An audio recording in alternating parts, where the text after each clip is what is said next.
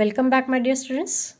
This is 7th Standard Science, chapter number 17 and third part of the chapter number 17's video. So, Paheli reminded Professor Ahmed that he had not explained why forests are called green lungs. Now, Professor Ahmed explained that plants release oxygen through the process of photosynthesis. The plants help to provide oxygen for animals' respiration. They also maintain the balance of oxygen and carbon dioxide in the atmosphere. So that is why forests are called lungs. We know, student, photosynthesis procedure. We are taking oxygen and leaving carbon dioxide, and these carbon dioxide plants are taking.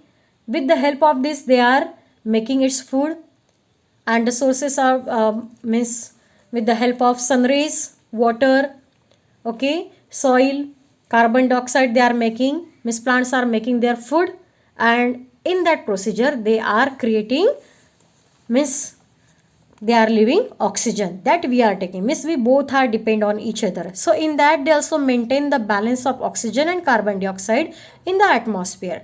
So that's why forests are called lungs, because maximum kinds of plants we can see, maximum trees in the forest only. So that's why forests are called lungs, green lungs. Now the children saw clouds forming in the sky. Bhujo recalled what he had learnt about the water cycle in class 6th. Water cycle, about this we know, students.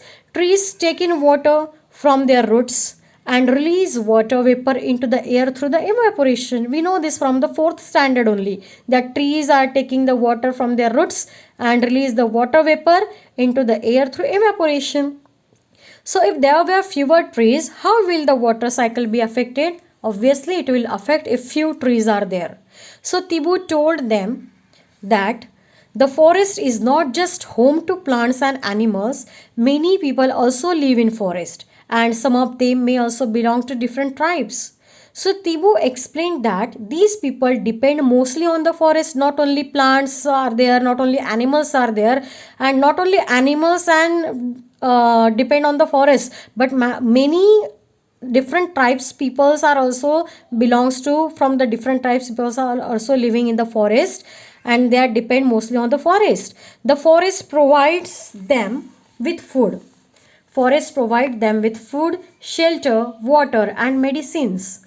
They have traditional knowledge about many medicinal plants in the forest. We have seen, students, in many means on television also you have seen that directly allopathy, homeopathy, ayurvedic medicines, they means directly the supply of the medicines they are not getting, but they have the traditional knowledge about the medicinal plants. Generally, if for any injured part they are using means they know the which is the medicinal plant, and they are rubbing that leaves of that medicinal plant, and they are using, they are applying on the injured parts, means they know the traditional knowledge about many medicinal plants in the forest. So while Bhujo was drinking water from a small stream, he saw some deer crossing the stream. They disappeared into the bushes. The dense bushes and the tall trees provide animals with the food and shelter. Not only the food, but these kinds of bushes, means the dense bushes and tall trees provide animals with food and shelter. They, and the use of shelter, students, they also protect them from carnivores that live in the forest. Okay, so the dense bushes actually and the tall trees provide animals shelter, so they are taking the help, means actually this shelter is protecting them from carnivores that live in the forest. Now, Tibu then started looking closely at the forest floor. Soon he called and showed the children dropping off some animals and explained, dropping means here dungs, okay, waste of animals, and explained the difference between various types of droppings. Professor Ahmed informed them that the forest officers could recognize the presence of some animals in the forest by their droppings and footprints. Not only the forest officers, but if anyone is going in that forest for any reason, and actually they can miss we can recognize the presence of some animals in the forest by their droppings and footprints. We know that we are from which direction, on which direction, at which direction we have to go. That for that we have seen that at least miss footprints of any animals or any clues that miss it should be know that we can go through that way, from that way. So for that the forest officers, they are miss anyone I'm telling here that could recognize the presence of some animals also in the forest, that by their droppings and footprints. If to recognize the presence of animals only, so droppings and footprints are the most miss these are two are the examples. So Buju called everyone and showed them a large decaying heap of animals dropping. Several beetles and grubs were feeding on the heap, and a bunch of seedlings was sprouting. Where? On the decaying heap of animals dropping. So several beetles, means insects and grubs, were feeding on the heap, and a bunch of seedlings was sprouting. A bunch of seedlings was sprouting. These seedlings are of the herbs and shrubs. So the animal were on the heap of the animals dropping. The animals also disperse the seeds of certain plants and help the forest to grow and regenerate. I told you students how the seeds are dispersed, how the seeds are scattered. Birds are also the source. Just because of the air also seeds are scattered, dispersed, and animals are also one reason, means animals also disperse the seeds of certain plants and help the forest to grow and regenerate. Now the decaying animal dung also provides nutrients to the seedlings to grow, said Professor Ahmed. We are miss farmers are also using dung of the cows and goats, buffaloes, okay, ox, for the nutrients to the seedlings for to grow. So after listening to this, Bujo noted in his notebook, by harboring greater variety of plants, the forest provides greater opportunities for food and habitat for the herbivores. Now students, after listening to this, Bujo noted in his notebook that by harboring greater variety of plants, the forest provides greater opportunities. Forest provides greater opportunities for food also and habitat for the herbivores also. Larger number of herbivores means increased availability of food for a variety of carnivores. Okay, what is the reason? Actually, if larger number of herbivores means what will happen? Increased availability of food for a variety of carnivores. So the wide variety of animals helps the forest to regenerate and grow. The wide variety of animals help the forest to regenerate and grow. Now, decomposers help in maintaining the supply of nutrients to the growing plants in the forest. So that's why these are called dynamic living entity. Sorry, therefore the forest is a dynamic living entity because decomposers help in maintaining the supply of nutrients. Okay, so that is means a full of life and vitality. Okay, so it was about afternoon and the children wanted to go back. So Tibu suggested another route for going back. So while they were going back, it started raining. However, surprisingly, they saw that the raindrops were not hitting the forest floor directly. How will the raindrop hit directly to the forest floor? Because we know the canopy, students. Canopy, this is just like a crown, means maximum trees are covered with creepers, means bushes are there, shrubs are there. Okay, so that's why we can't see, sunrays are also very barely you can find there. So therefore they children also saw that the raindrops were not hitting the forest floor directly. The uppermost layer of the forest canopy intercepted, means it is not allowed the flow of raindrops, and most of the water was coming down through the branches. So how the water is coming down? Through the branches and the stem of the trees. So from the leaves it was dripping slowly over branches of the shrubs and herbs. So they found that the ground was still dry. So after about half an hour, so the rain stopped, they noticed that the layer of dead leaves over the forest floor appeared wet now. After half an hour, they observed that the leaves over the forest floor appeared wet.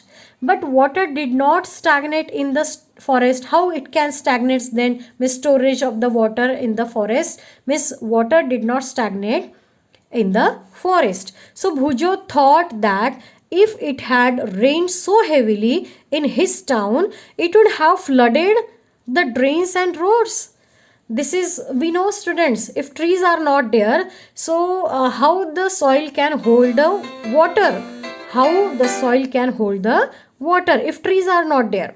So what would happen if it rains heavily in your town? Obviously flooded the drains and roads. So Professor Ahmed told them that the forest also acts as a natural or absorber of rain water and allows it to seep.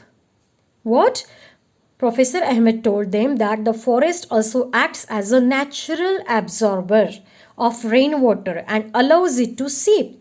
It helps maintain the water table throughout the year. Forests not only help in controlling floods but also help maintain the flow of water in the streams so that we get a steady supply of water. How can we get the steady supply of water? Actually, we know many plants are there in the forest, and the roots of plants are, they are absorbing the water. So here miss flooded, it would not get flooded. Okay, so on the other hand, if trees are not present, so what will happen? Rain hits the ground directly and may flood the area around it. So heavy rain may also damage the soil also. Miss soil gets eroded. Okay, so roots of trees normally bind the soil together. This is the main important things, that roots of the trees normally they are binding the soil together, absorbs the water also. So but in their absence, the soil is washed away. Means the top layer of the soil, especially, it washed away or eroded. Last year we have seen soil erosion. Okay, so the lack of trees, and if trees are not present, then the soil can be eroded.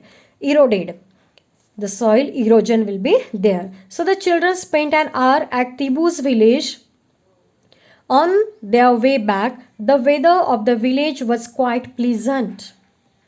Villagers told them that due to the surroundings forest, they receive good rainfall. Why? Just due to the surroundings forest, they receive good rainfall. The air also remained cool. Noise pollution too is less. Noise pollution is also less. Why? Because the forest absorbs the noise of the nearby highway. Therefore, plant more trees. The children learnt about the history of the village. It surprised them that the villages and agricultural fields of that area were created after clearing the forest about 60 years ago. Means near about 60 years ago, the villages and the agricultural fields of that area were cleared after clearing the forest. But this is before 60 years ago. So Tibu's grandfather told them that when he was young, the village was not as large as it was now. It was also surrounded by forest. But now, just because of the construction of roads, buildings, industrial development and increasing demand of wood created pressure on the forest and it started vanishing. Okay, so first the village was very small, but near about 60 years ago, that forest area they cleared and they have extended the area of the village. So he was not happy that the forest adjoining their village is not regenerating and is on the verge of the disappearing due to the overgrazing of the animals and indiscriminate felling of the trees. This also we know, student, just because of the overgrazing of the animals also we can see that the soil is eroded. Okay, so here Professor Ahmed said that if we did things wisely, we could preserve forest and environment as well as we have developed. Okay, so what he said, that if we did things wisely, so we have to think what we have to do, so we could preserve forest and environment as well as have development. So children prepared a few pictures to show the consequence or to show the importance or to show the greatness of such an event. Okay, so at the end of the visit, Professor Ahmed asked children to sum up the importance of forest. Okay, means to sum up the importance which they have collected, which they have wrote, which they have noted. To sum up the importance of forest, the children wrote what they have written now. So the forest provide us with oxygen. They protect soil and provide habitat to a large number of animals. Forests help in bringing good rainfall. Forests help in bringing good rainfall in neighboring areas. They are a source of medicinal plants. Timber, this is a part of a wood specially used to build buildings and many other useful products. We must preserve our forests. So these lines are very important, students. This is as a conclusion that I am again repeating that forests provide us with oxygen. We have seen all the points just now. These all points are together. So they protect soil and provide habitat to a large number of animals. Forests help in bringing good rainfall in the neighboring areas, not only in the forest. See students, we can see that we know that in forest maximum trees, we can see maximum trees are there. So miss, good rainfall is in the forest only? No. So forests help in bringing good rainfall in neighboring areas also. So they are a source of medicinal plants. Timber, I told you timber means this is a part of wood used to build buildings and many other useful products. We must preserve our forest. What we have to do? We must preserve our forest. Now students, here is the end of this chapter number 17 of 7th math. So here some points are there. So now I am telling that points. If forests disappear, the amount of carbon dioxide in air will obviously increase, and what is the result then? Earth's temperature will also increase, and in the absence of trees and plants, the animals will not get food and shelter, and again in the absence of trees, the soil will not hold the water, and which will cause the floods. So the deforestation will endanger our life and environment. So we have to think what can we do to preserve our forests. So thank you students. Here is the end of chapter number 17 of 7th science. Thank you.